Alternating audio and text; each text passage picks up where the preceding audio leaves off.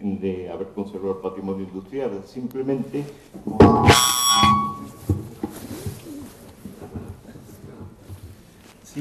por circunstancias de la vida y circunstancias familiares, pues como ha dicho muy bien, yo nací en una fábrica azucarera, en la azucarera de Torre del Mar. El Marqués de Larios tenía 3 fábricas de azúcar, una en Torre del Mar, otra en Torroz y otra en Nerja, y mi padre fue director de esas 3 fábricas de azúcar, cuando yo en el año 39 pues nací allí en Málaga. Entonces, como yo me había criado alrededor de estos ingenios industriales y de estas máquinas que eran fruto de la revolución industrial, porque en la industria azucarera es donde donde ha pervivido la máquina de vapor más tiempo. Cuando esta industria desapareció de la Vega de Granada en el año 1983 con San Isidro, previamente 2 años antes había desaparecido la azucarera de la Vega en Atarfe, la de San José en Antequera y la Nuestra Señora del Carmen en Benalúa de Guadix. Yo era consciente del valor patrimonial de aquellas máquinas que todavía se albergaban dentro de las azucareras, y entonces pues me dediqué a preservarlas. Unas se pudieron exponer aquí en Granada, que luego hablaremos de ellas, y otras pues a la vista de que o iban a la chatarra o iban a Madrid, hablé con el Museo Nacional de Ciencia y Tecnología, y el Museo Nacional de Ciencia y Tecnología de Madrid las preservó. Se las llevaron a Madrid porque si no iban directamente a la chatarra. Y ante esta conciencia patrimonial, pues por las circunstancias de haber nacido y haberme criado en azucarera, pues fue por lo que se preservó ese importante patrimonio de la historia técnica y la historia industrial de la ciudad.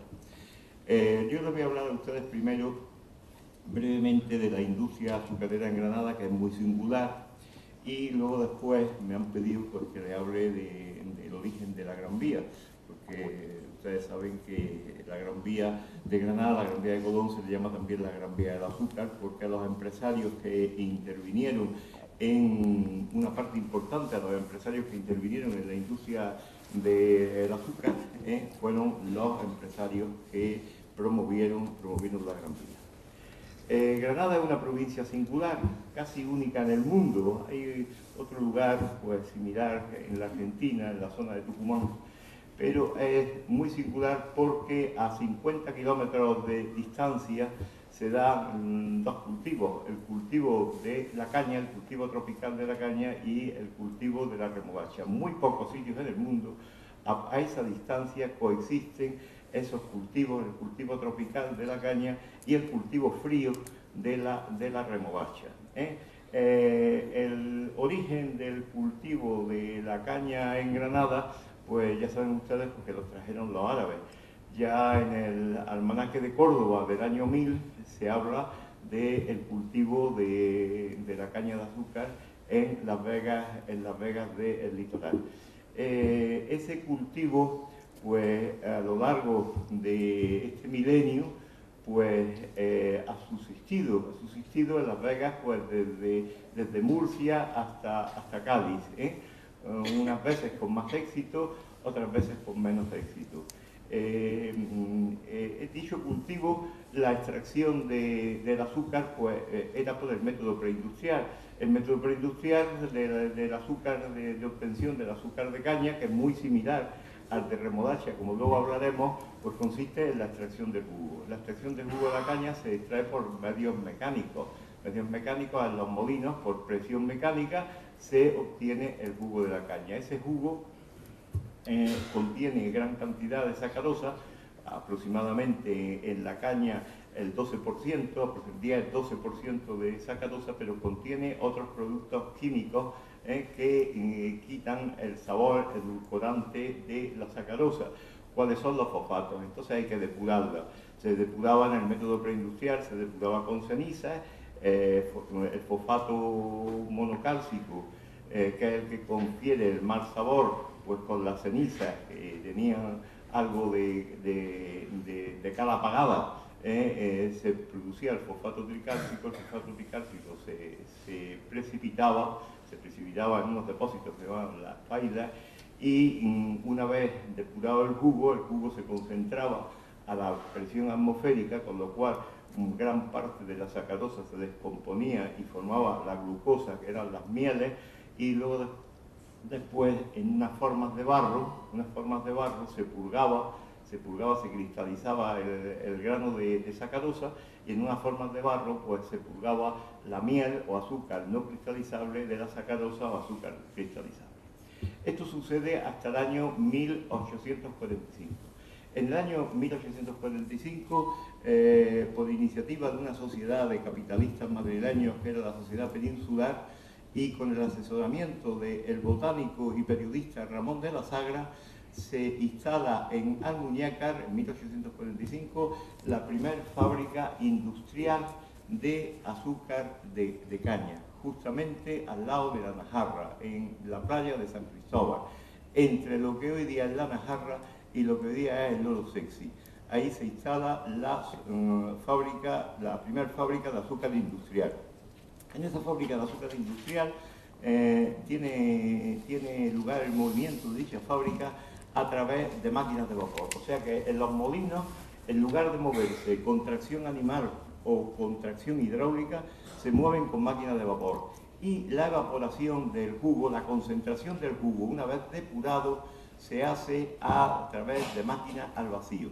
Se instalan los procedimientos de Ronne-Cail, que los franceses habían inventado pues casi a principios del siglo XIX. Y tiene lugar la primera fábrica industrial de azúcar de caña de la península.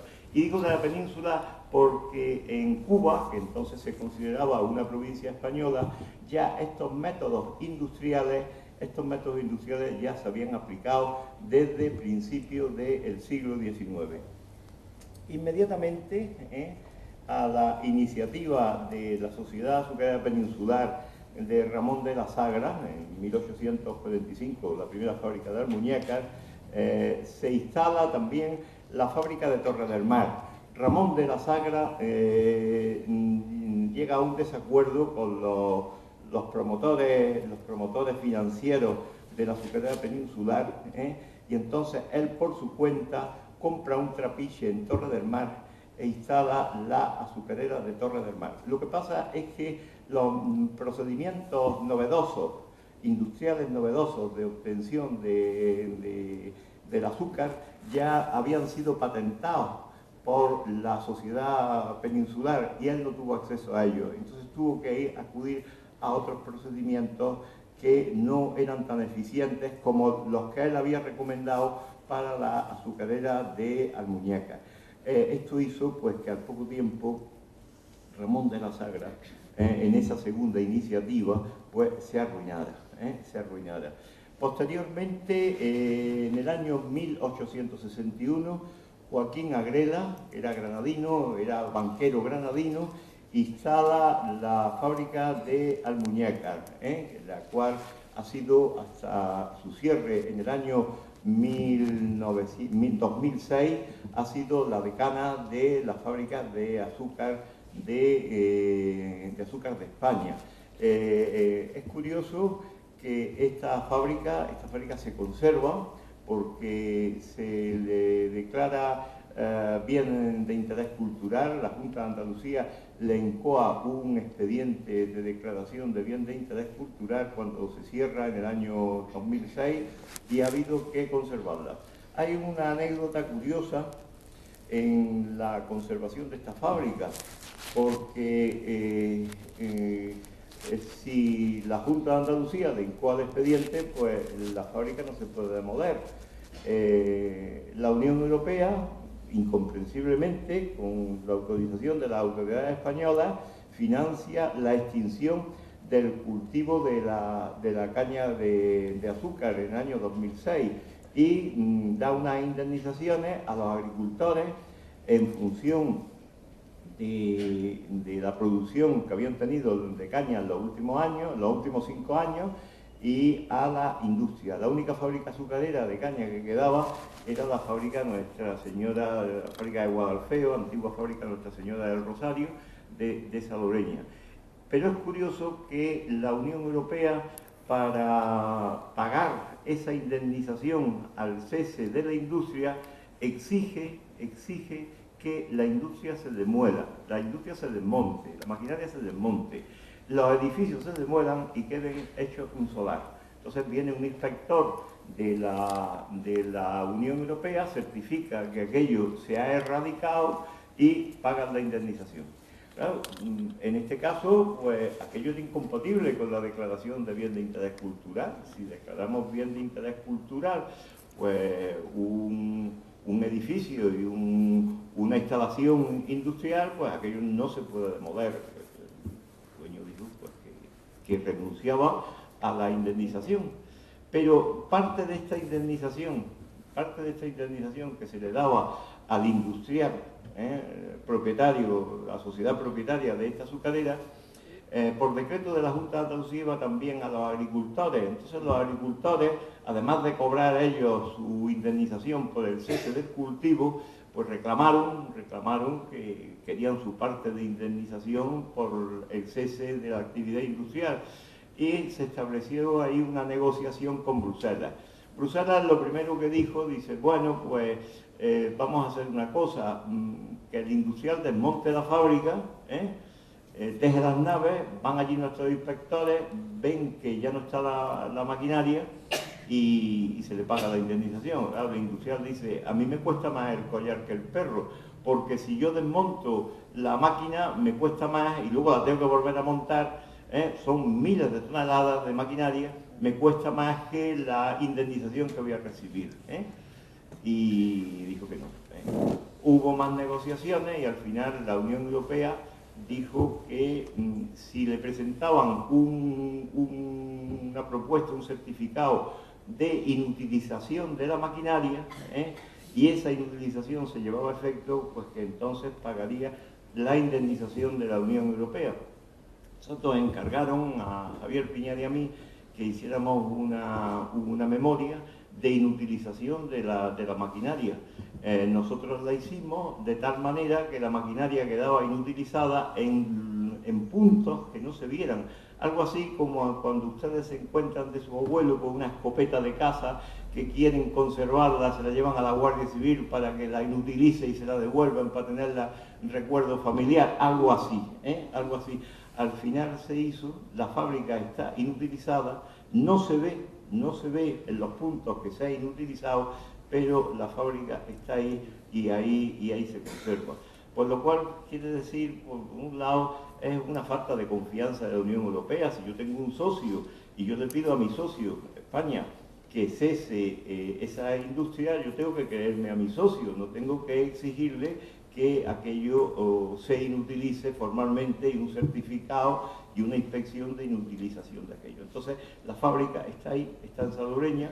Algún día, pues, me imagino que las autoridades pues la restaurarán y se hará un museo y se podrá visitar. Es curioso porque en esta fábrica se ha conservado la última máquina de vapor que como tal ha funcionado en Europa. En Europa hay muchas máquinas de vapor que están en museos industriales y que funcionan, pero esta es la última máquina de vapor que movía una industria. La última máquina de vapor de Europa que movía una industria es la máquina que movía el tren de molinos de caña de la azucarera de Salobreña y ha funcionado hasta el año 2006. También es triste que una cultura milenaria de cultivo de la caña, los árabes traen la caña a estas costas, según Costa, hacia el año 1000, pues que en el año 2000, en el año 2006, justamente a 2000 años, venga la Unión Europea a subvencionar la erradicación de un cultivo milenario y además de un cultivo que ha configurado un paisaje en estas vegas del litoral y un cultivo en algunos sitios ecológicos, porque en Motril hay una zona de charca, la charca de Suárez, donde se sembraba caña y a los 5 años pues se podía sembrar allí pues otros tipos de cultivos. Luego hay remano, hay remano de sales, y había que, a los otros 8 o 10 años había que volver a sembrar caña para depurar el terreno. O sea que es un cultivo ecológico y es triste que venga la Unión Europea con dinero público europeo a erradicar la cultura de una zona de este país, concretamente los litorales de la industria.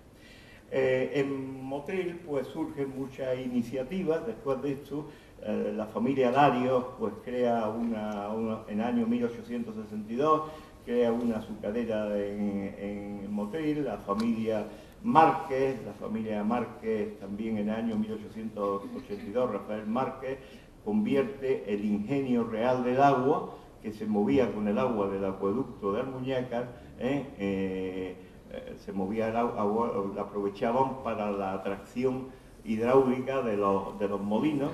Pues en el año 1882 Rafael Márquez pues crea una azucarera industrial, y sobre todo en Motril en el año 1881 se crea la azucarera Nuestra Señora del Pilar.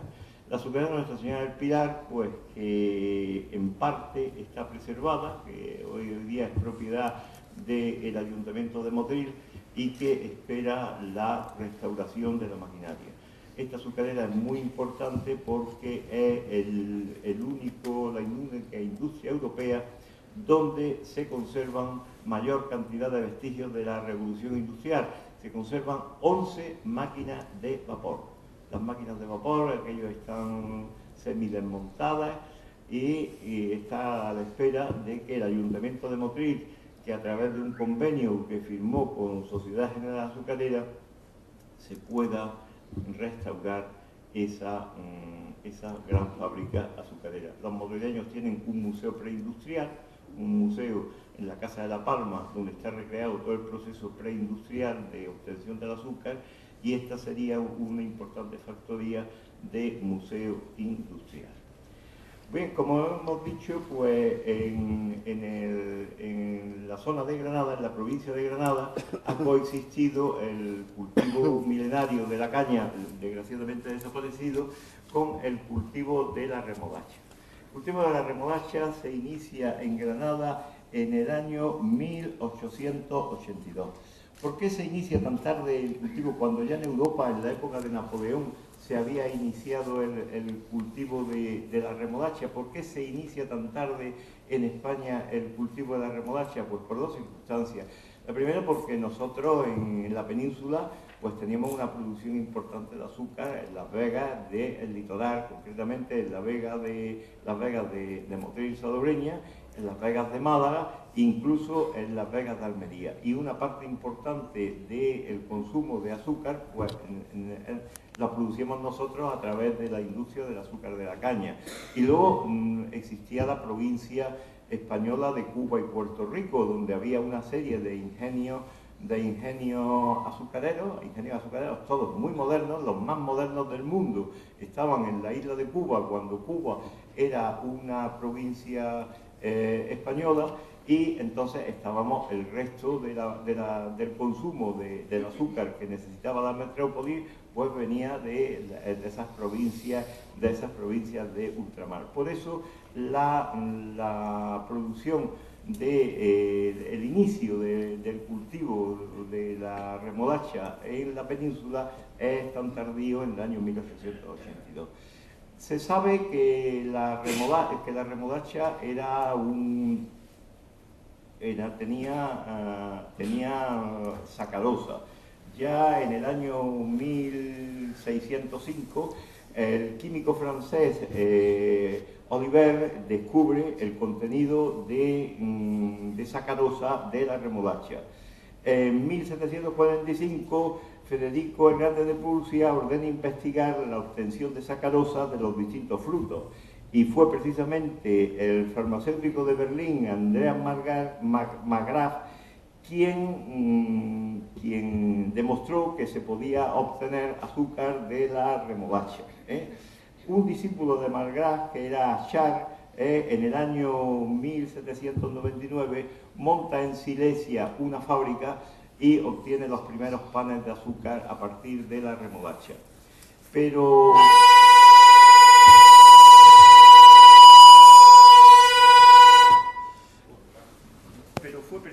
fue precisamente Napoleón sufrió por parte de los ingleses en la guerra napoleónica, sufrió el bloqueo de la metrópoli.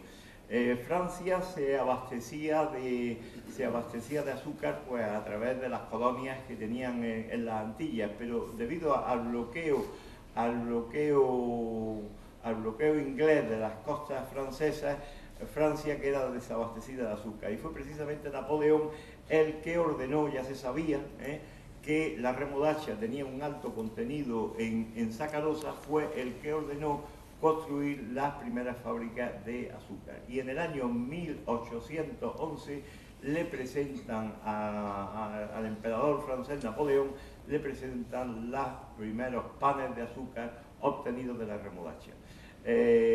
Napoleón ordenó la creación en Francia de 5 escuelas de químicos azucareros y ordenó el desarrollo de la industria de bienes de equipo para construir fábricas azucareras. Entre ellas se encontraba la Fiberlil, que fue los talleres que montaron la mayor parte de las azucareras de Granada. Luego también estaban los establecimientos Cail de París, que también construían los bienes de equipo para la fabricación de las azucareras.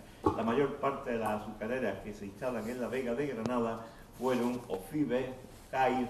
Hubo una que el material, la maquinaria, era alemana, la BMA concretamente fue en este caso de San Isidro.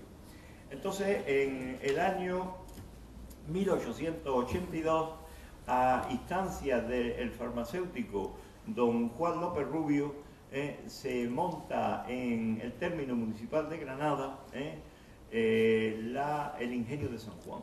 Los promotores fueron Juan López Rubio y Juan Creu. Montan la primera fábrica de azúcar que motulaba 100 toneladas de remolacha al día. Esta fábrica coexiste con otra iniciativa también en el año 1882 del conde de Torres Cabrera, que a las afueras de la ciudad de Córdoba, junto al río Guadalquivir, monta otra pequeña fábrica azucarera, esa de 50 toneladas. Como Torres Cabrera había patentado para España los procedimientos de fabricación del azúcar, los procedimientos franceses de fabricación del azúcar, luego a lo largo del tiempo hubo un pleito entre Torres Cabrera y Juan López Rubio, precisamente porque Torres Cabrera decía que Juan López Rubio le había copiado la patente. Juan López Rubio y Juan Creus tuvieron que indemnizar al conde de Torres Cabrera. Hay una polémica de cuál fue la primera fábrica de azúcar, si la de Córdoba o la de Granada. Fue la de Granada porque la fábrica de azúcar de Granada incorporaba los métodos más novedosos, que era el método de obtención del jugo de la remolacha a través de la difusión. Y Torres Cabrera incorporó un método más antiguo, que era el método de la maceración. No obstante, los cordobeses dicen que la primera fábrica de azúcar es iniciativa de ellos, y los granadinos decimos que la primera fábrica de azúcar es iniciativa de Juan López Rubio. ¿Qué es lo que queda de esta fábrica? Pues esta fábrica queda el edificio y queda la chimenea truncada.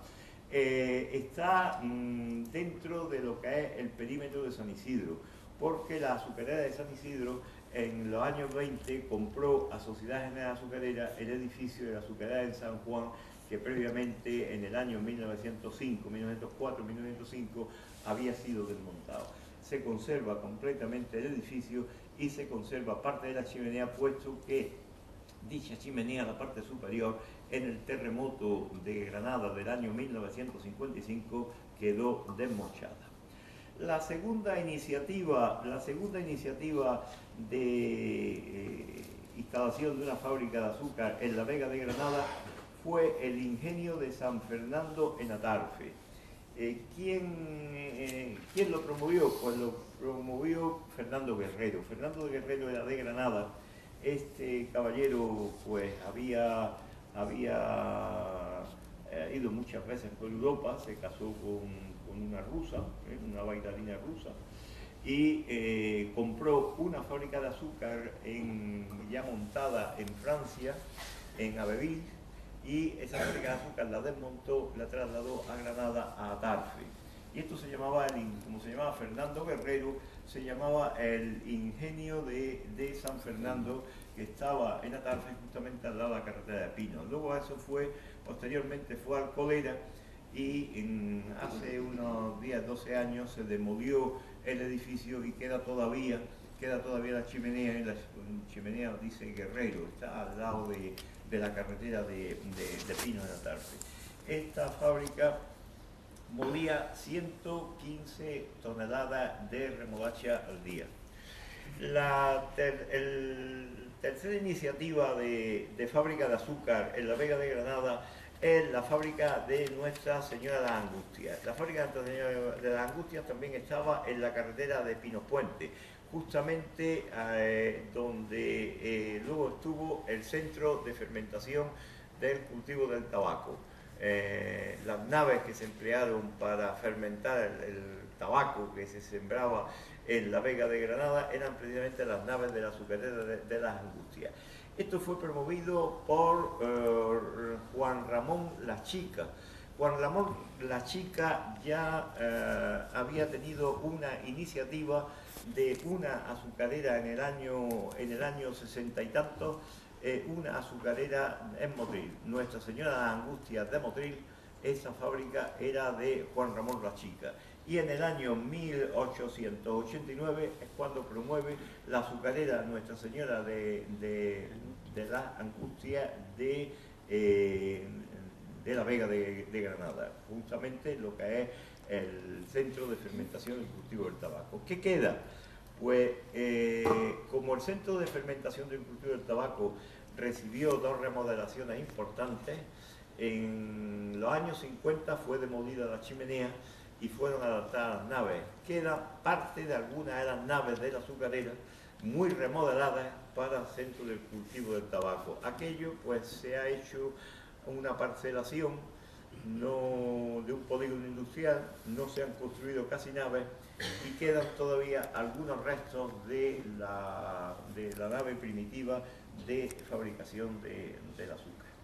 Hay una anécdota muy curiosa que les voy a contar a ustedes. A mí me la contó mi padre, de la familia La Chica, del origen del capital de la familia La Chica. La familia de La Chica vivía en la calle Afán de Rivera y mis bisabuelos vivían también en la calle Afán de Rivera y eran vecinos. Entonces conocían perfectamente lo que pasó. Estos señores de La Chica eran fabricantes de carbón. El carbón está en las minas. Existe un carbón que es el carbón vegetal. El carbón vegetal hay que fabricarlo. Entonces estos señores compraban dehesas, talaban las dehesas y la madera la hacían carbón vegetal. Y una de las dehesas que compraron, las compraron en Extremadura, junto a la raya de Portugal, junto con la frontera de Portugal. Y estaban allí pues las labores de la elaboración del carbón vegetal. Parte de ese carbón lo vendían en España y otra parte lo vendían en las poblaciones cercanas a la frontera con Portugal. Y estando en estas labores llega un caballero, estamos hablando de cuando se destrona a Isabel II en la Primera República, llega un caballero muy bien vestido y va al señor La Chica y dice: miren ustedes que a mí me persiguen y como me cojan pues me matan, yo le pediría a usted que hiciera el favor de pasarme a Portugal. Entonces estos señores pensaron, tal la pinta que tiene este señor, pues difícilmente lo voy a pasar a Portugal.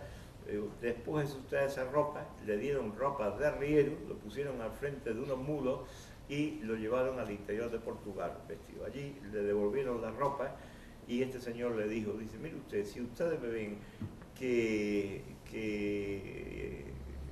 desaparece el gobierno de la Primera República, que vuelve la reina Isabel II, vaya usted a verme a Madrid, que yo sabré a ustedes compensarlo. Yo soy Narváez, el general Narváez de Loja, el espadón de Loja. Entonces le salvó la vida, la familia de La Chica le salvó la vida y lo introdujo en Portugal. Efectivamente, cayó la Segunda República, vino la Restauración y este señor se fue a Madrid a ver a Narváez, fue a verlo y Narváez le dijo: ¿tú qué quieres? Dice: pues yo quiero que me dé usted contratas de carreteras. Y le dieron una serie de contratos de carretera en la carretera del litoral de Levante, por la zona de Murcia y por la zona de Alicante. Y ahí hizo un capital enorme.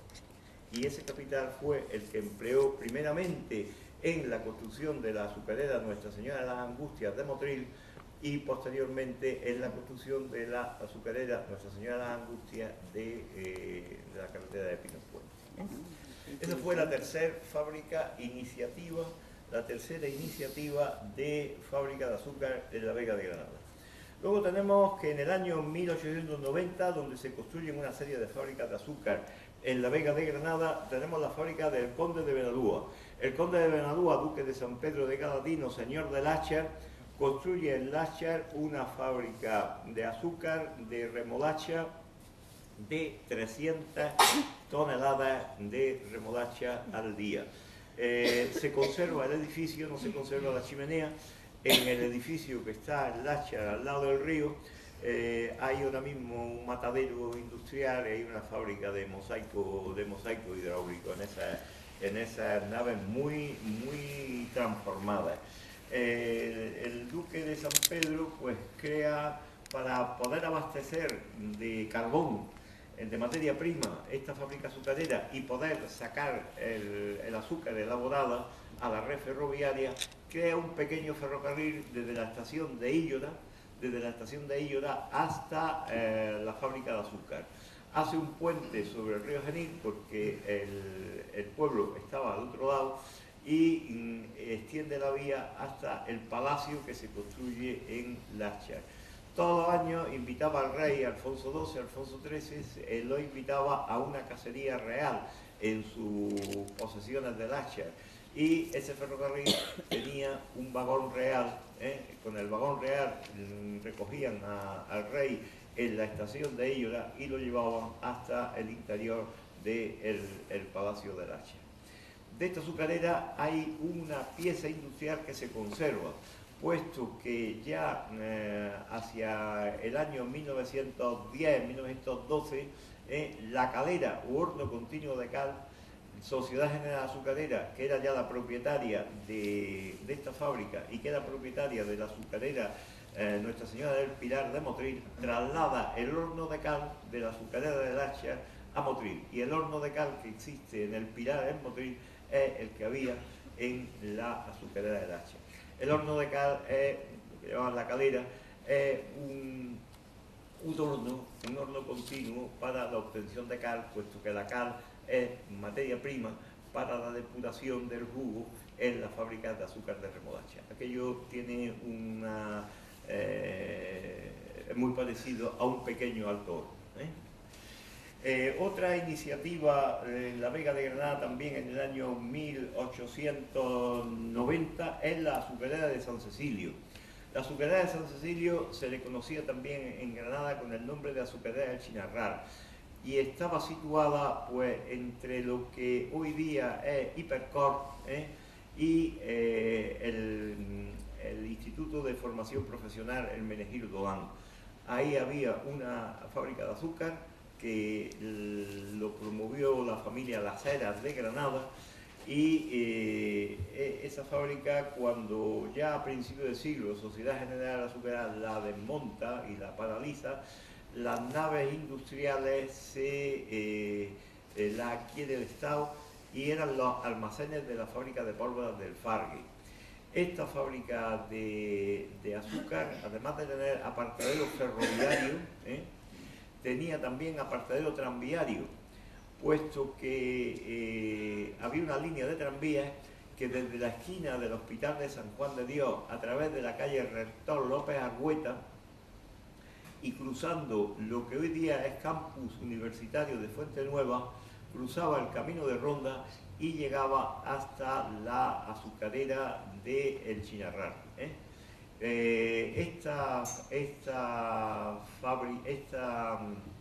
Esta línea tranviaria fue trazada para utilizar la azucarera del Chinarrar, una vez paralizada, como almacén de azúcar de la fábrica de Armilla, la fábrica de Santa Juliana de Armilla. Otro día pues podemos hablar de todo el origen de la magnífica red tranviaria que hubo en Granada desde el año 1904, 1903-1904, que fue cuando se inauguró el tranvía. Entonces, esta fábrica de China RAR tenía acceso al tranvía de Granada, y tenía acceso al propio ferrocarril de la línea de Bobadilla. Otra iniciativa también del año 1890 es la fábrica del Señor de la Salud en Santa Fe. Esta fábrica de azúcar además tenía también fábrica de alcohol. No olvidemos que en la producción industrial del azúcar de remolacha y en la de caña también hay un subproducto que son las mieles, son las melazas o azúcar no cristalizable. El azúcar cristalizable es la sacarosa, el azúcar no cristalizable es la glucosa, y en la fabricación pues ese azúcar no cristalizable pasa a lo que se llaman mieles o melazas. Esas melazas en el azúcar de caña son la materia prima para bebidas alcohólicas como es el ron, y en el azúcar de remolacha son la materia prima para la fabricación de alcohol. Entonces, la primera fábrica azucarera que monta, además, una fábrica de alcohol dentro del propio recinto de la fábrica es la azucarera Nuestro Señor de la Salud de Santa Fe. Esto fue promovido por familias de agricultores de Santa Fe, que fue la familia Carrillo de Albornoz y la familia Soriano, y la familia Carrillo de Albornoz. Esta fábrica azucarera del Señor de la Salud tenía también otro pequeño ferrocarril, que unía la fábrica, que la fábrica está situada, se conservan las naves, propiedad del Ayuntamiento de Santa Fe, en la carretera que va desde la estación de Atarfe hasta el propio Santa Fe, y había un ferrocarril de vía estrecha que comunicaba la factoría con la estación de ferrocarril de Atarfe Santa Fe. Ese ferrocarril servía para traer el carbón, que era la materia prima energética para la fabricación del azúcar, y para exportar el azúcar que se producía en esa fábrica. Esta fábrica fue desmontada hacia el año 10, el año 12, por Sociedad General Azucarera, mantuvo la alcoholera algún tiempo en funcionamiento. Las naves luego fueron vendidas a el Rey del Chopo, a la familia Beliñán, al Rey del Chopo, que establecieron en la fábrica un almacén de madera y una serrería de madera, y posteriormente fue comprada por el Ejército. Y el Ejército pues tuvo allí un polvorín, un almacén de explosivos. En el año 80 y tanto fue desafectada el Ejército, y esas naves fueron adquiridas por el Ayuntamiento de Santa Fe, cuando estaba de alcalde, que fue luego presidente de la Diputación, Rodríguez Tabasco, con la intención de hacer un museo industrial de la Vega de Granada, iniciativa que nunca se llevó a realizar porque no encontraron subvenciones para restaurar las naves y hacer la iniciativa de ese museo industrial de la Vega de Granada. Otra de las fábricas que se instalan en 1890 en la Vega de Granada fue el ingenio de Santa Juliana. El ingenio de Santa Juliana, que el edificio se conserva, la chimenea del edificio se conserva, y que todos ustedes conocen porque es la conocida Feria de Muestras de Armilla. El ingenio de Santa Juliana fue iniciativa del doctor Creu. El doctor Creu era catedrático de la Facultad de Medicina y fue socio de Juan López Rubio en la azucarera de San Juan.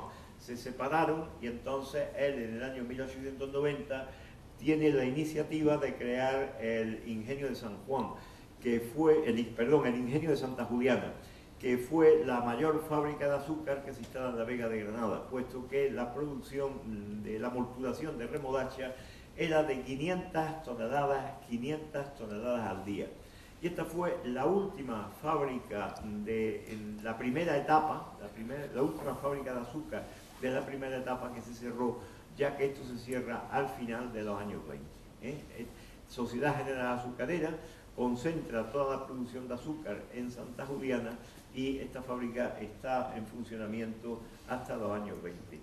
Fotografías de todas estas fábricas de azúcar que les he hablado, pues las tienen ustedes en este libro, Miradas desde el ferrocarril del azúcar, y ahí tienen ustedes todas las fotografías históricas de la maquinaria, las naves industriales por el exterior y la maquinaria por el interior de estas fábricas de azúcar. Este libro yo lo voy a dejar, lo voy a donar a la biblioteca, a esta biblioteca, y ustedes pues pueden tranquilamente consultarlo y ver pues todas las imágenes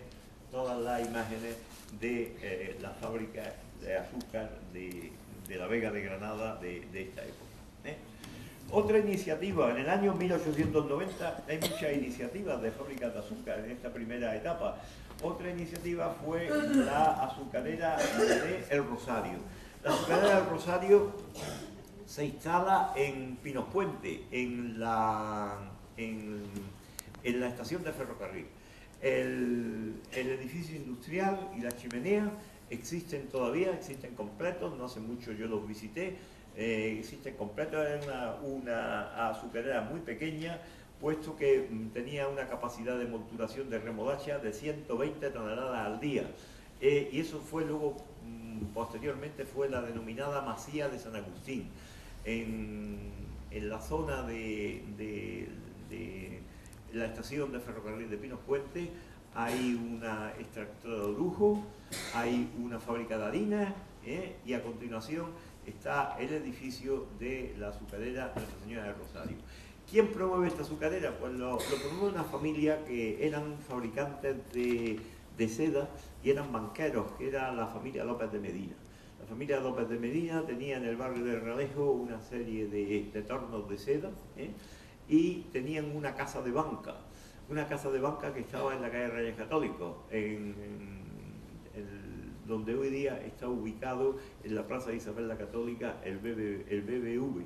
El BBV era muy curioso porque ahí había una casa muy buena que se demolió para hacer la Plaza de Isabel la Católica, y esa casa pues tenía la oficina bancaria de la familia López de Medina, que era una sala de operaciones con decoración árabe, como la decoración de una de las torres de la Alhambra.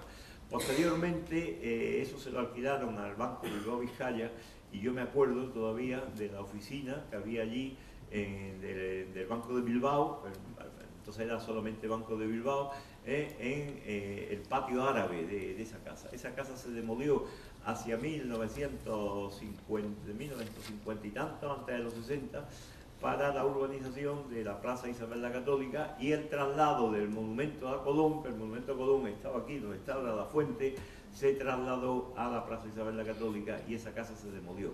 Estos eran los López de Medina, que eran fabricantes de seda, banqueros, y acabaron en el negocio de la industria azucarera. También en el año 1890 se instala en Pinospuente la azucarera Nuestra Señora del Carmen. También una azucarera muy pequeña de 120 toneladas al día. Esa azucarera es lo que allí en la zona le llaman la fitena. Le llaman la fitena porque en los años 40 el Ministerio de Agricultura promovió el cultivo de fibras textiles nacionales, fitena, fibras textiles nacionales. Y entonces promocionaron el cultivo de los linos y de los cáñamos, y instalaron una serie de instalaciones industriales para hacer el tratamiento de esas fibras textiles. Y ahí estuvieron en las naves de esa azucarera ya desmontadas, Nuestra Señora del Carmen, estuvieron ahí esas instalaciones de fitena. Esas naves existen, las chimeneas existen. Antes de llegar a Pinospuente, a la primera rotonda de Pinospuente, a mano izquierda, en medio de la vega, junto a la vía del ferrocarril, se ven unas naves que son las de esta azucarera Nuestra Señora del Carmen. También en el año 1899 y ya fuera de lo que era la Vega de Granada, se instala en Guadix la fábrica azucarera de San Torcuato. La fábrica azucarera de San Torcuato, que está junto a la estación del ferrocarril de Guadix. Esa azucarera es promovida por la familia Fernández Fígares. ¿Quién era la familia Fernández Fígares? Pues eran unos señores que en el siglo XIX, hacia 1880, llega a Granada porque saca la cátedra de física de la Facultad de Ciencias. La familia Fernández Fígares se casa con una señora que era dueña de grandes extensiones de terreno en Guadix y en Benalúa de Guadix, y entonces promueven en el año 1889 la azucarera de San Torcuato. Las naves de esa azucarera, de una arquitectura industrial muy cuidada, con muros mudéjares, se conserva todavía al lado de la estación de Guadix. También, esto ya en el año 1901, en el año 1901 se promueve en Caniles, muy cerca de Baza, la azucarera Nuestra Señora de los Mercedes de Caniles, con una capacidad de molturación de 250 toneladas al día. Y también en el propio año 1901 se promueve la última azucarera de la primera etapa de la azucarera de la Vega de Granada, que fue San Isidro. San Isidro se promueve en el año 1901 y con una capacidad de molturación de 300 toneladas al día, y la promueven una cooperativa de productores de remolacha. Unos agricultores de la Vega de Granada que estaban ya cansados de que los demás fabricantes de azúcar impusieran de mutuo acuerdo los precios a los agricultores. Y entonces los agricultores se unen en cooperativa y crean la fábrica azucarera de San Isidro. Cada accionista tenía la obligación de entregar un número de toneladas de remolacha para la molturación en función del número de acciones de esta sociedad. Esta fábrica azucarera de San Isidro fue la última fábrica de azúcar de remolacha que quedó operativa en la Vega de Granada y que se cerró en el año 1903, que fue el último año del cultivo de la remolacha en la Vega de Granada después de 101 años.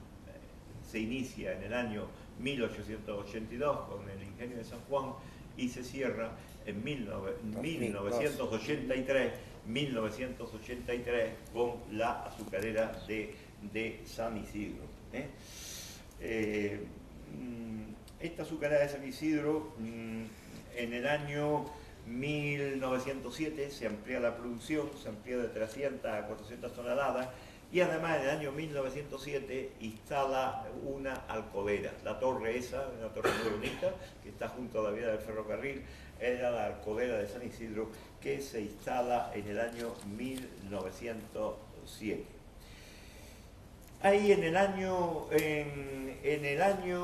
ya a principios del siglo hay una reestructuración muy importante de la industria azucarera, porque la industria azucarera, como hemos dicho, que nace en la Vega de Granada, conjuntamente con la iniciativa de Torres Cabrera en la Vega de Guadalquivir, al lado de Córdoba, pero esta industria rápidamente se extiende por toda España. Se extiende por toda España. En Andalucía se hacen, por esa época, fábricas de azúcar en las Vegas de Jerez, y inmediatamente se extiende por Aragón. Las vegas de los regadíos del Ebro dan lugar a la construcción de un número importante de fábricas de azúcar. En el año 1903 ya hemos perdido las provincias de ultramar, las colonias de Cuba, Puerto Rico y Filipinas, y se hace un estudio de la producción de azúcar en España, y se ve que en España tenemos una capacidad de producción superior a la capacidad de consumo. El nivel de vida, desgraciadamente, en esa época no era muy alto y la gente no podía distraer mucho dinero pues para comprar azúcar. Entonces se hace necesario una reestructuración de la industria azucarera. se crea en Madrid una serie de financieros que estaban conectados con la industria azucarera. Además era muy curioso porque los azucareros en su familia tenían un miembro de la familia que lo metían a político para defender los intereses azucareros, porque el azúcar siempre ha estado grabado con unos impuestos muy fuertes. Aduanas grababa de un impuesto a la producción de azúcar. Y aquí en Granada pues tenemos Joaquín Agrela. Joaquín Agrela crea una fábrica de azúcar en Salobreña en 1871, dedica a un hijo suyo a político. Primero a Juan Manuel se le muere, Juan Manuel es el representante de los conservadores en Granada y fue diputado a Cortes, se le muere y inmediatamente a su otro hijo, que luego fue conde de Agrela, lo mete a político, que fue fue miembro del Senado y era también el representante en Granada del Partido Conservador. Y los meten a políticos para defender en el Parlamento que no se grave demasiado la producción del azúcar con impuestos. Luego tenemos aquí en Granada que otro azucarero que era político, que también fue diputado, fue el duque de San Pedro. El duque de San Pedro, señor del Láchar, dueño de la azucarera del Láchar, pues también defendía los intereses de los políticos. Los Rodríguez Acosta, una azucarera que me he dejado un poco en el tintero, que no les he dicho a ustedes, que luego acabó siendo propiedad de los Rodríguez Acosta, fue la azucarera de La Bomba. Aquí al lado hubo una fábrica de azúcar. Lo que es hoy día las instalaciones de Sevillana en el Paseo de la Bomba, en el año 1890, el Marqués de Dílar y el periodista Romero Segrí construyen la fábrica de azúcar de La Bomba. La fábrica de azúcar de La Bomba, que estaba dentro de la ciudad, la cual, si ustedes van al archivo municipal, hay muchas protestas de los ciudadanos de la zona y de las personas de La Vega, porque tienen dos contaminaciones importantes. Ahora que el asunto de la contaminación pues está tan de actualidad y está a flor de piel de los ciudadanos, ya en el año 1890 hay una serie de protestas por la instalación de la fábrica de azúcar de La Bomba, porque no tenían secadero de pulpa. Hay un subproducto de la fabricación de la remolacha que es la pulpa. La pulpa se secaba en unos hornos industriales que deshidrataban la pulpa, y entonces la pulpa se envasa, se devuelve echar agua y sirve de alimento animal, sobre todo para las vacas. Pero la pulpa húmeda fermenta, y al fermentar da malos olores, y ahí vienen unas protestas de las personas que vivían por ahí, por la zona del final del Paseo de la Bomba, de los malos olores que eso le provoca. Como al lado de la fábrica de azúcar de La Bomba pasaba la acequia gorda, pasaba y pasa la acequia gorda, ahí lo que es la instalación de Sevillana, entra uno y ve uno la acequia gorda todavía.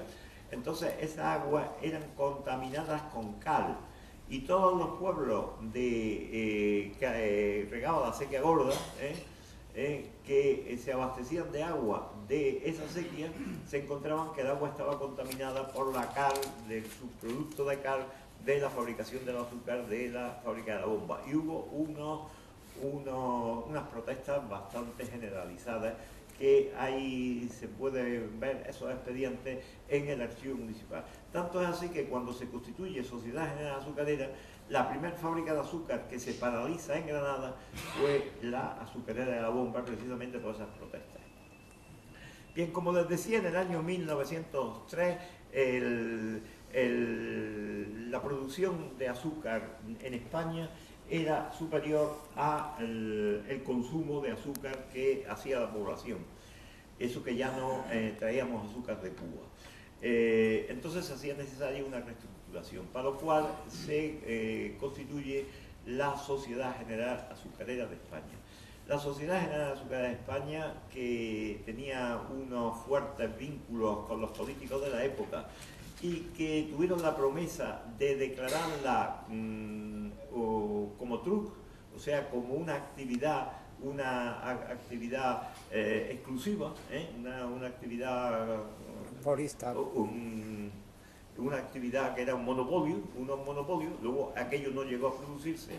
Entonces llega a un acuerdo con todos los fabricantes de azúcar de España y les valora a unos precios altos sus instalaciones industriales y les paga de dos formas el precio de la instalación industrial. La mitad, el 50% al contado, y la otra mitad en acciones que inmediatamente esa sociedad empieza a cotizarse en bolsa y pueden vender inmediatamente en bolsa y hacerlo inmediatamente todo el precio de la instalación industrial, hacerlo dinero. Aquí en Granada todos los fabricantes de azúcar de la Vega de Granada se ponen de acuerdo con Sociedad General Azucarera y ceden sus instalaciones a el TRUC, a Sociedad General Azucarera, menos una fábrica azucarera de San Isidro. No perdamos de vista que la fábrica azucarera de San Isidro era una cooperativa de agricultores que eran los propios accionistas. Los accionistas de la fábrica azucarera de San Isidro no entran y no integran, azucarera de San Isidro no se integra en Sociedad General Azucarera. Y en la provincia, ¿qué sucede con la fábrica de la costa? Pues las fábricas de la costa también entran de acuerdo con Sociedad General Azucarera. Pero el único que no entra de acuerdo con la Sociedad General Azucarera fue Joaquín Agrela, o sea, los herederos de Joaquín Agrela, Nuestra Señora del Rosario de Salobreña. Y en la costa malagueña, los que no entran de acuerdo con Sociedad General Azucarera es la familia Larios. La familia Larios, que mantenía las instalaciones de Torre del Mar, Torrón y Nerja, tampoco se integran en Sociedad General Azucarera. Otra de las cosas que consiguen los políticos, los promotores de Sociedad General Azucarera, a través de la ley OSMA, es una cadencia durante 2 años de instalaciones de nuevas fábricas de azúcar. Durante 2 años, desde 1903 a 1905, no se pueden instalar más fábricas de azúcar en España. O sea que al final, en 1905, se empiezan a volver a instalar más azucareras y de hecho vamos a ver ahora que se instalan otras fábricas de azúcar en Granada. Sociedad General Azucarera en la Vega de Granada, ¿qué hace? Pues que en los 5 o 6 primeros años de existencia paraliza todas las fábricas de azúcar de la Vega de Granada que había comprado, menos Santa Juliana. Santa Juliana, que era la de mayor producción, de 500 toneladas al día, ahí concentra toda la producción de azúcar en la Vega de Granada. Esa fábrica dura hasta el final de los años 20. Posteriormente a la creación de Sociedad General Azucarera, en la Vega de Granada se construyen nuevas fábricas de azúcar. No olvidemos que San Isidro no se integra en la Vega de Granada. Entonces, en la Vega de Granada se constituye la azucarera de la Vega en Atarfe, en Sierra Elvira, que se hace en 1905, cuando ya pierde la vigencia la ley OSMA, que prohíbe creación de nuevas fábricas de azúcar. En 1905 se instala la azucarera La Vega Granadina en Atarfe, junto a Sierra Elvira. También en 1905 se instala otra gran fábrica de azúcar en la Vega de Granada, que era la Purísima, azucarera del Genil, que se instala en el Puente de los Vados.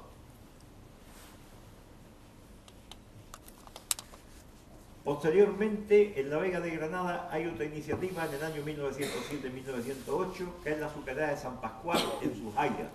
Sujaira es un anejo de Pinos Puente. Se instala la azucarera de San Pascual.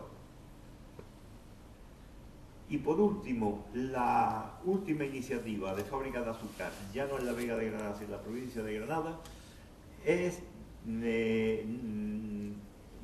antes la familia López de Medina, con la azucarera Nuestra Señora del Rosario en Pinos Puente, que se habían integrado en Sociedad General Azucarera, en 1906 deciden hacer otra azucarera en la estación de Pinos Puente, que era la Nueva Rosario, de la cual se conserva nada más que la chimenea.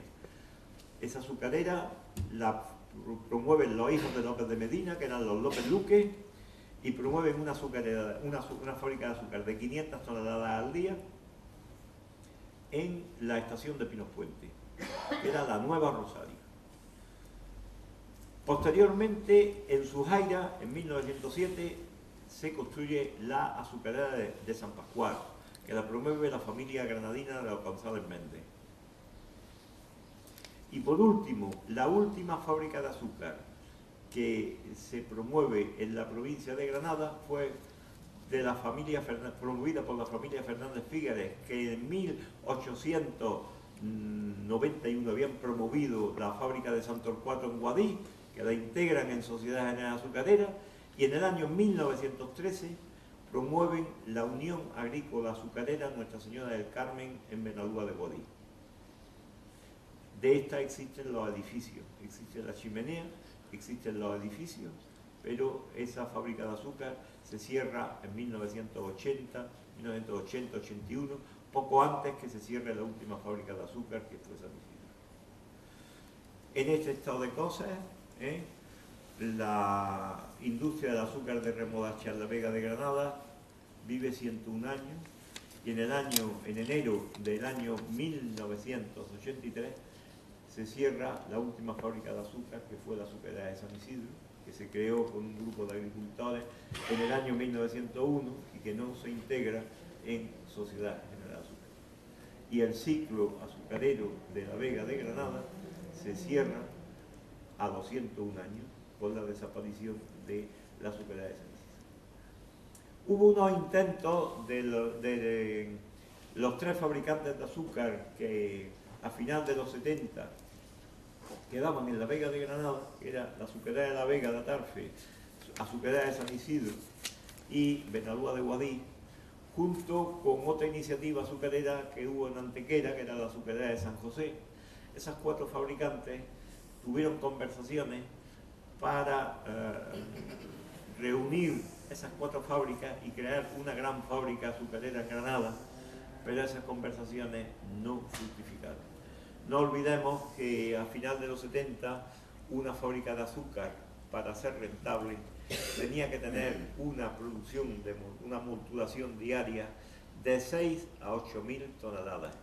Y entonces no llegaron a un acuerdo porque la Vega de Granada, las Vegas de Guadix y la Vega de Antequera, que estaban ya altamente contaminadas por un siglo de cultivo, estaban mermadas y contaminadas de nematodes por un siglo de cultivo de la remolacha, no daban la producción de 6 o 8.000 toneladas al día para que esa industria fuera rentable.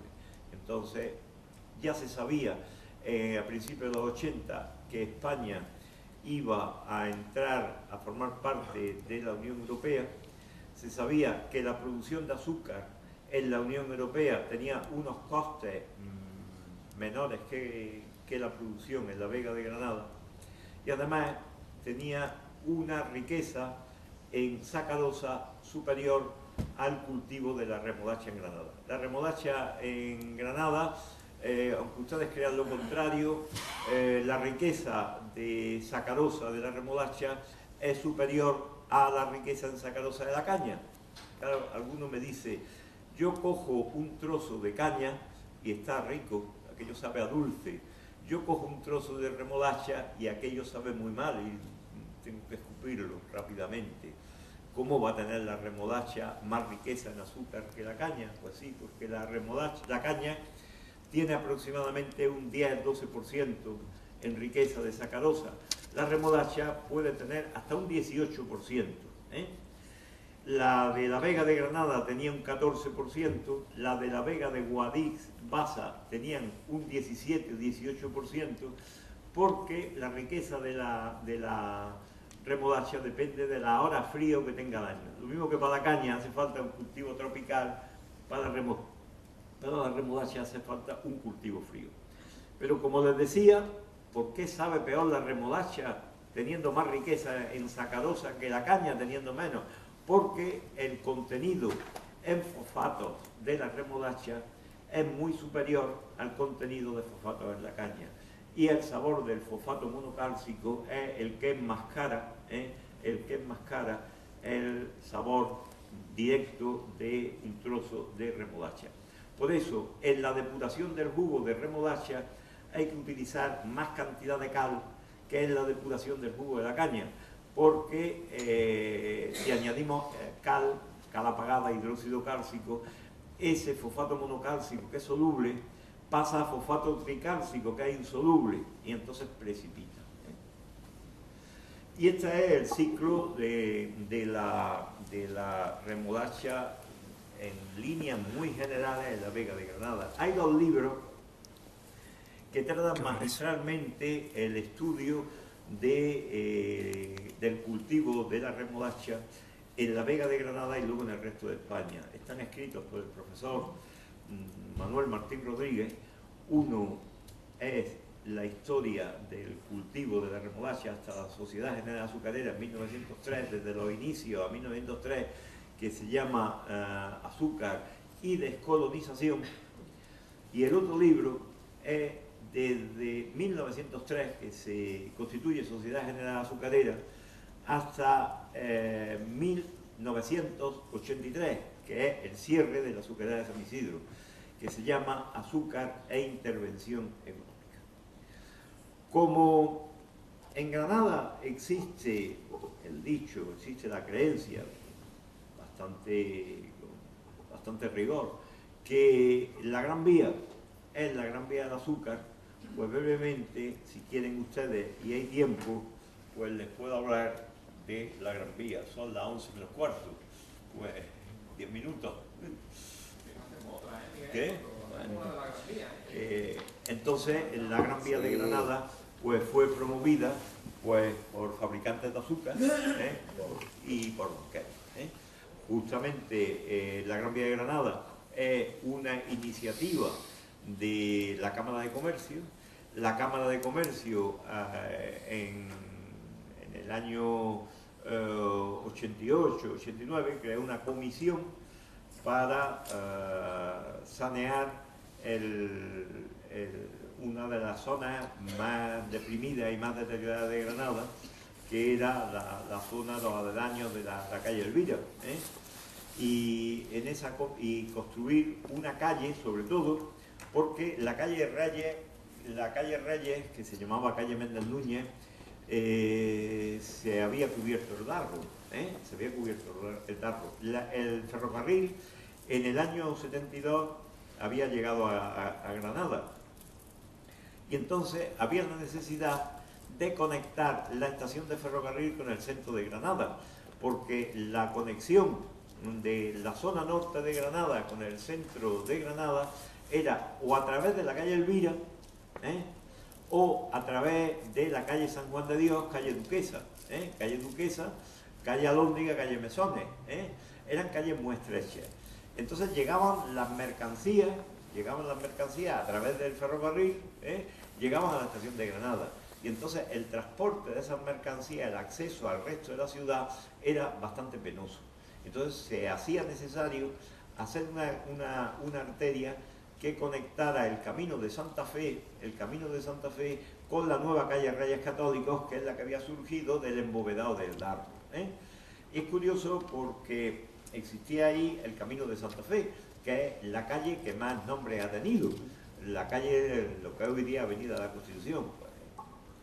La Avenida de la Constitución, los nombres que ha tenido esa calle, pues eran primero Camino Real de Santa Fe, luego se llamó Avenida de la Estación. Claro, cuando hicieron la estación de ferrocarril, era la Avenida de la Estación de Ferrocarril.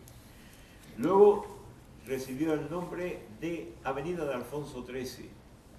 Cuando entró la República, le pusieron Avenida de la República. En el régimen posterior de Franco, le pusieron Avenida de Calvo Sotelo y posteriormente Avenida de la Constitución. O sea que tenemos Camino Real de Santa Fe, Avenida de la Estación, Avenida de Alfonso XIII, Avenida de la República, Avenida de Calvo Sotelo y Avenida de la Constitución. Es una de las calles más prolíficas en nombre. Bueno, pues entonces había que unir este Camino Real de Santa Fe, había que unirlo con el centro de Granada, con Puerta Real, a través de la calle Reyes Católicos que había surgido del embovedado del Darro. Y esa fue la iniciativa fundamental de la Gran Vía. Y también era crear unos edificios sanos, ventilados, y que tuvieran agua corriente. Entonces la Cámara de Comercio crea una comisión, la Cámara de Comercio, que estaba presidida por un azucarero, que era don Juan López Rubio, de la primera iniciativa azucarera, crea una comisión para estudiar la apertura de la Gran Calle de Colón, que es el nombre que deciden darle. Y esa comisión interviene un empresario, un arquitecto y un abogado, que eran miembros de la Cámara de Comercio. Don Juan López Rubio como empresario, mi abuelo Jiménez Arévalo como arquitecto y don José España y Lladó como abogado. Entonces, estos señores hacen un estudio del trazado de esa nueva calle, y cuando tienen hecho ese estudio, se lo presentan al ayuntamiento para que el ayuntamiento le dé forma, haga los planos, haga la memoria y saque a concurso la apertura de la calle de la Gran Vía. Normalmente estos señores, que eran bastante cuidadosos, estudian el trazado de la Gran Vía para que ese trazado a los edificios importantes que hay en la Gran Vía no los afecte. Y esos edificios importantes, pues uno era el convento de Santa Paula, otro era el convento de Ángel Custodio, hoy día desaparecido, que es donde está el Banco España, y otro era la sacristía de la catedral. Y entonces mueven el trazado de la calle para que afecte lo menos posible a esos edificios históricos. Y el único edificio que no tiene más remedio que demoler es un edificio que había sido muy importante, pero que estaba ya deteriorado. Tanto es así que ya se había convertido en una casa de vecinos y se había convertido, los bajos se habían convertido en almacenes, que era el Palacio de Timerien. El Palacio de Timerien fue el único edificio importante que se demolió en la Gran Vía. Lo hacen pues de acuerdo pues con la Comisión de Monumentos y cogen y sacan fotografías y apuntes de dibujos de apuntes de los edificios más importantes que se demuelen. Entonces, una vez que la Cámara de Comercio ha aprobado el estudio que hacen esas tres personas, el presidente de la Cámara de Comercio en 1889 se dirige al ayuntamiento y le pide al ayuntamiento que saque a concurso la apertura de la calle de la Gran Vía. El ayuntamiento, haciendo caso a la Cámara de Comercio, saca a concurso la apertura de la Gran Vía y ese concurso se lo adjudica a título personal el presidente de la Cámara de Comercio, que era don Juan López Rubio. Entonces don Juan López Rubio cede esos derechos a una sociedad que constituye, que se llamaba la Reformadora Granadina, para la apertura de la Gran Calle de Colón.